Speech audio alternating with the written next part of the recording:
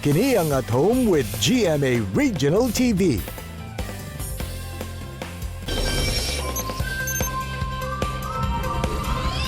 Mga kapuso, this morning atong ila-ilahon ang mga bag-ong nadiskubre nga species sa kining bakukang o beetles. Pinaagi sa duha ka Mindanaoan researchers kung asa gipangalan sab kanila ang maong mga bakukang. Sila si Dr. Annalyn Cabras ug Dr. Milton Medina nga makauban nato this morning. Good morning Dr. Ann ug Dr. Milton ug welcome sa At Home with GMA Regional TV. Kamusta mo? Hello, good morning. We are fine and well. Thank you. Mayong buntag, okay ra kaayo. Og unang-una Dr. Ann o Dr. Milton, no, interesado mi makahibalo kung usabay background, usabay naaaning mga bag-o nga species sa bakukang nga inyong discover.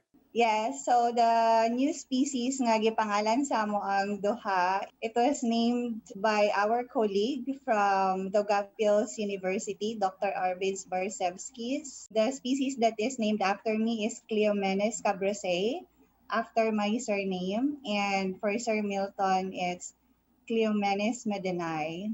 Wow, maka-amaze ang color ug porma ani, no? Pero kamo ba isip ag-giila mo Dr. Milton ug Dr. Ann, how do you feel nga gipangalan pagayod sa inyo ha kining bag-ong na-discover nga species sa bakukang? Well, first of all, I really feel honored and privileged to have a beetle species named after me. The Medina family is forever grateful for this honor given to our family. Yes, the same answer. So of course, I am very grateful. Pero this is actually the 5th species named after me, and same with Sir Milton.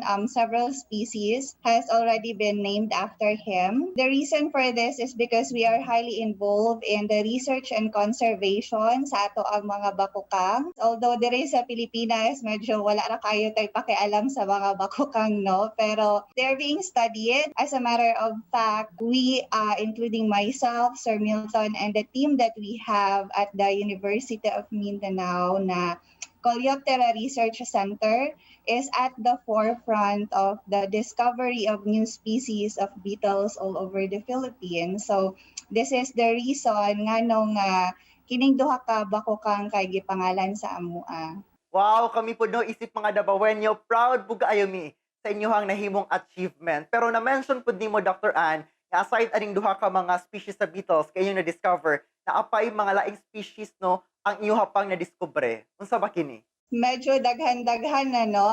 Some of the species that we have named includes a species that is named after Davao City. So we have a species Metapocertus davaoensis. We have a species named after Mansaka people, Bagobo Tagabawa, and I think Sir Milton can add as he has also discovered, a lot of new species to science. Yes, in my taxon, I also named a species after the author of the paper who also named after us, like Dr. Arvids Barsevskis. We also have tiger beetle named after my colleague and mentor, Dr. Peter Taylor. And we also have a species named after Dr. Hubertus, the founder of Neurogenetics, for his contribution in the conservation of Ubu-Manubo ancestral lands. Og syempre no, sa mga bakukang nga inyong na-discover, nabo mo'y somewhat bias o kanang matawag ninyo ang paborito ninyo?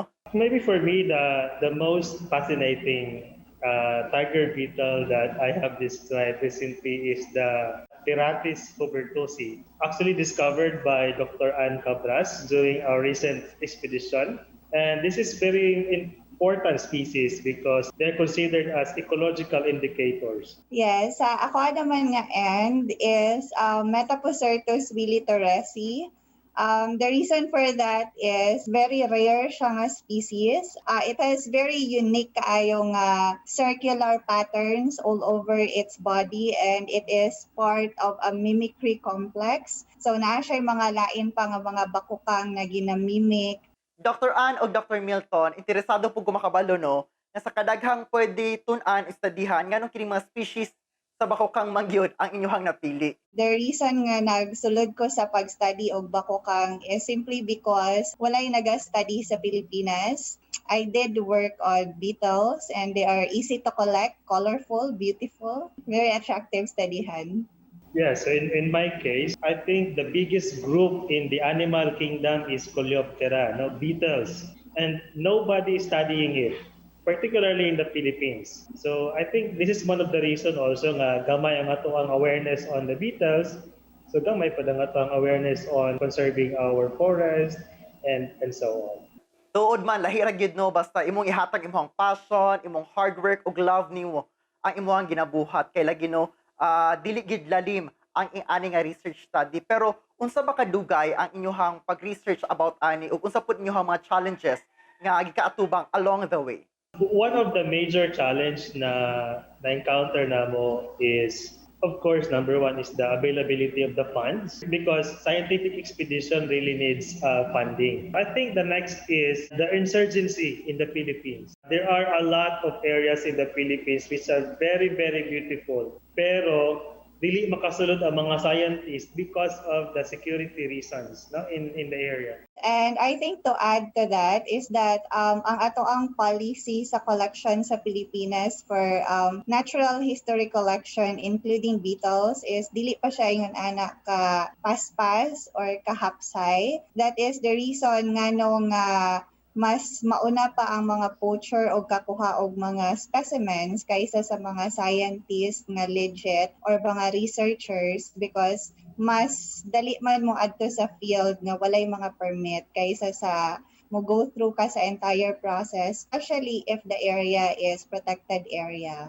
Well, maong pasalamaton po kayo mi sa inyo na Dr. Ann o Dr. Milton tungod sa effort o dedikasyon gyud ninyo sa paglusad ni ini nga study o unsa pa ba inyong gina-envision o gina-look forward ani nga pagtuon? Well, the ultimate goal of what we do in the center is conservation for Philippine biodiversity, using as a beetle as our driver. Also, one of our target is education. So hopefully nga, we can also have various activities in the near future nga that will target the kids na maka-experience sila how to be a coleopterist. In the long run is they will have that passion in them and the desire in them na pag mudako sila, mahimo pod silang coleopterist or scientist. And we've learned so much from both of you this morning. Thank you so much, Dr. Ann ug Dr. Milton. No? Ug unta mas daghan pang susama ninyo nga mag-conduct og study ug kami pod buhaton pud namo ang amuang parte aron maprotektahan ang ilang mga puloy-anan. Thank you so much ug amping always to both of you. Daghan kayong salamat sa pagtan-aw and salamat pod Argel for inviting us to share about our beetle discoveries. So sa tanan nga naminaw o nagtan-aw karon, salamat kayo no. Particularly sa GMA7 Original Network. Thank you for this opportunity to share our passion on beetles to the Filipino people. Kini ang At Home with GMA Regional TV.